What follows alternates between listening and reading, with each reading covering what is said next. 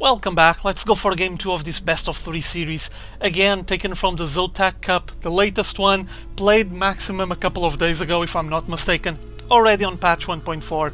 We're gonna have these two Korean pros battling their way to victory, duking it out for our delight. This being the game 2, we already have one of them leading the way, but I'm just gonna spoil that for you soon enough. For now, presenting the players we're gonna have spawning on this 1 o'clock position, the green Terran going by the name of NEXSkit. As I already presented him on game 1, he's a Korean pro gamer that is trying to rise and start showing more of his playstyle, more of his skill set. Obviously for that, if he wants to draw the attention of the community, he needs to start getting some really big wins on some major events, which didn't happen, but well, we know how competitive the scene is in Korea, so maybe we're gonna get more of him in the future.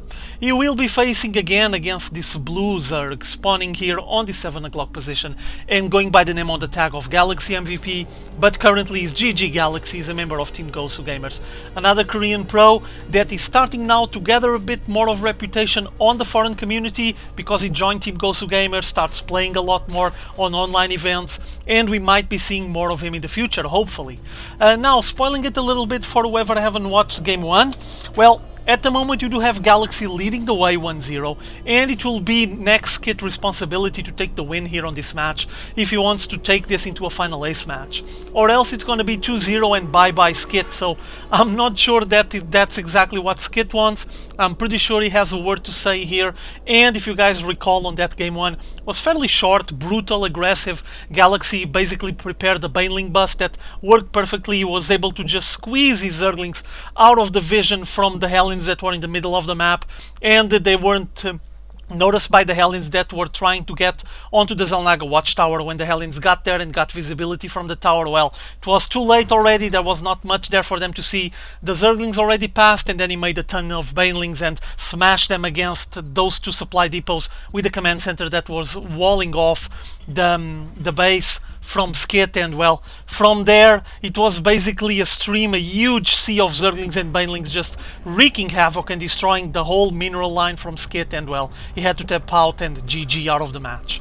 Now on this one, we do have that hatch first again here for Galaxy, followed by the gas and the spawning pool, while on Skit's side we have that barracks into the factory, so I think we're gonna have a fairly identical opening to what we've seen before. He's gonna go for some more Hellion play. Hellions are quite useful, one of the most interesting tools or units in reach of the Terran player, and it's getting really popular. Everyone uses them, well, every Terran I mean, and seems like that Skit might be heading that way once more. He already has the reactor. This factory is really close, so I'm assuming we're going to have some sort of switch going on here the moment that this factory finishes and that reactor kicks in as well. Meanwhile, here on Galaxy side, what is he working on? Getting 2 queens out, so investing on his production apparently, going to try to get a solid economy rolling out of these 2 bases.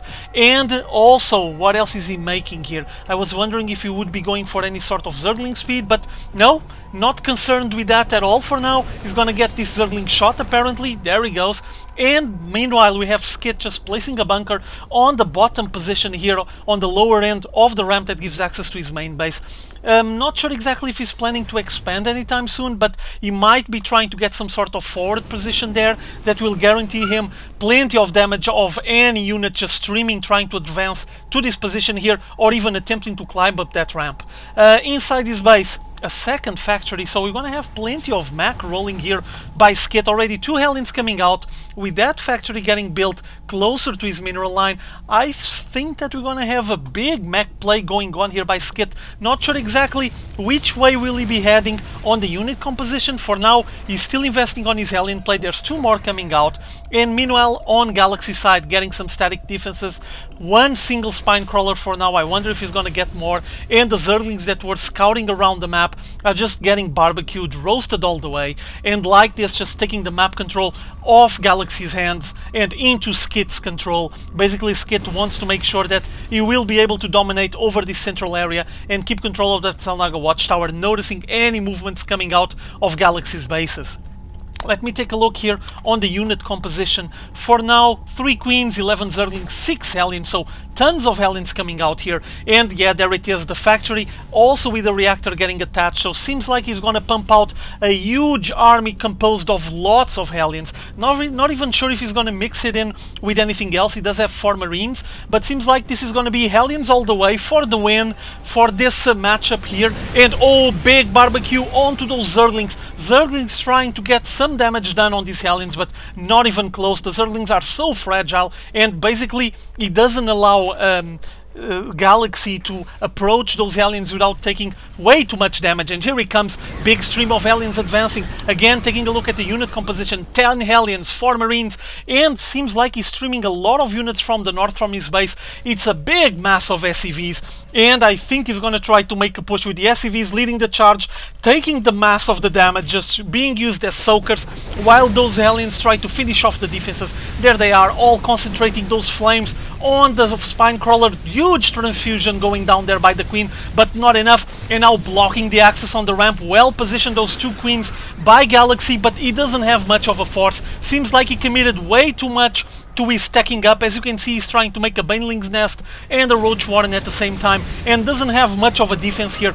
Massive barbecue ensuing on the mineral line on the main base of Galaxy, and there's not much left of the forces that Galaxy was attempting to assemble. He's trying to get some roaches out now, but I mean, even if he gets the roaches out, doesn't seem like he's gonna have economy to stabilize anything. Ooh, look at that barbecue. It just hurts to see those drones getting grilled like that. Yeah, there it is. He had the Baneling's Nest and the Roach Warren going at the same time. He didn't have much of an army going on. I guess he was just trying to make sure he would be macroing a little bit there to mess up a big army coming out of those 2 bases.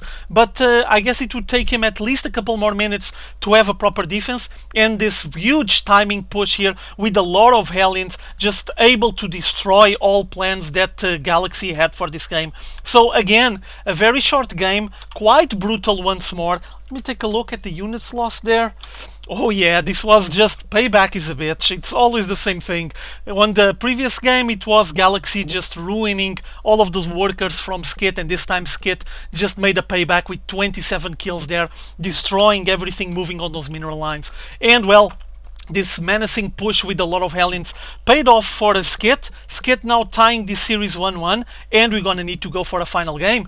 Let's see who's taking the win on this best of 3 series, going for that ace match. See you guys later, have fun.